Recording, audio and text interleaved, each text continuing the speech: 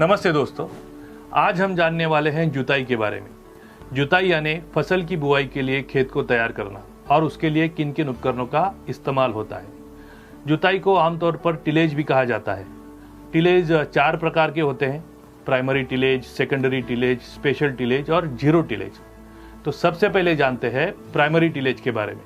Primary tillage में उपकरण गहराई में जाकर मिट्टी को अच्छे तरीके से तोड़ता है और नीचे की मिट्टी को ऊपर और ऊपर की मिट्टी को नीचे कर देता है, जिससे जमीन के निचले सतह के पोषक तत्व ऊपर आ जाते हैं और पुरानी फसल के बचे हुए अवशेष गहराई में जाकर मिट्टी के साथ अच्छे तरीके से मिक्स हो जाते हैं। प्राइमरी टिलेज में ज्यादातर प्लाऊ का इस्तेमाल किया जाता है, जैसे कि यम्बी प्लाऊ, डिस्क प्लाऊ या चीजल प्लाऊ।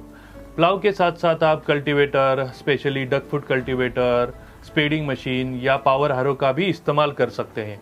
ये सभी उपकरण 6 से 12 इंच की गहराई तक जुताई कर सकते हैं। इन सभी प्राइमरी टिलेज उपकरणों का इस्तेमाल आप ऐसी फसल के लिए कर सकते हो जिनकी जड़ें गहराई में जाती है, जैसे कि कपास, गन्ना, केला, मक्का, सोयाबीन या आलू। अब जानते हैं सेकेंडरी टिलेज के बारे में। इस प्रकार की जुताई में मिट्टी को अच्छे तरीके से बारीक किया जाता है।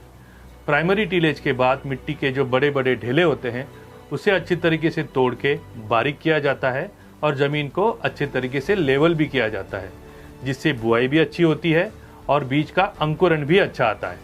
सेकेंडरी टिलेज में ज़्यादातर रोटरी टिलर का इस्तेमाल किया जाता है।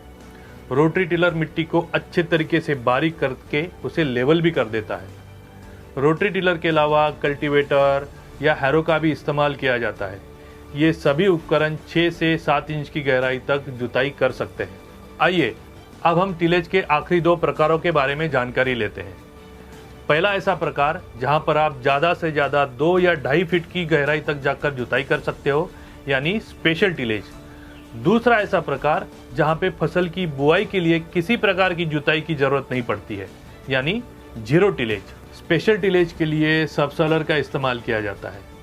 सबसॉइलर जमीन के अंदर लगभग 2 फीट गहराई में जाकर जमीन की निचली सतह को अच्छे तरीके से तोड़ता है और साथ ही साथ 2 फीट चौड़ाई तक जमीन को लूज भी करता है। इसका इस्तेमाल आप ऐसी जमीन में भी कर सकते हो जहां पर 3 या 4 साल तक खेती नहीं की गई हो। आइए अब जानते हैं जीरो टिलेज के बारे में। इसका इस्तेमाल आमतौर पर ऐसे किसान करते हैं जो धान की कटाई के बाद गेहूं की फसल लेते हैं। धान की कटाई के बाद गेहूं की फसल की बुआई करने के लिए जीरो टिल ड्रिल की मदद से बिना कोई जुताई किए गेहूं की बुआई आप कर सकते हो। इसका इस्तेमाल करने से आपके समय की भी बचत होगी और लागत भी कम आएगी।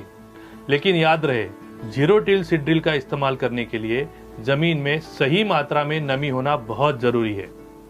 तो देखा दोस्तों, कैसे आप खेत की मिट्टी के अनुसार सही उपकरण चुनकर अपना खेत तैयार कर सकते हो।